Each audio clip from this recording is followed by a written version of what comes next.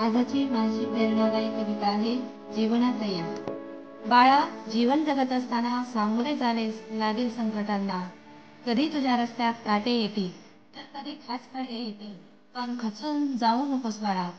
तर हिमतीने स्वतः लढ काढा बाळा. जीवन जगत असताना क्षितिजाला कवेत घेण्याची ठेव तयारी, पण प्रयत्नांची जिद्द मात्र ठेव करारी. डोंगर दऱ्या येतील आडव्या जरी, घे तयावरून झेप गगन होणारी.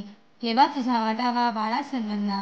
बाळा, जीवन जगत असताना आशा निराशा हर्ष खेद होतील तुझे सोबती, पण अडचणीतही संत जला सकल सोबती.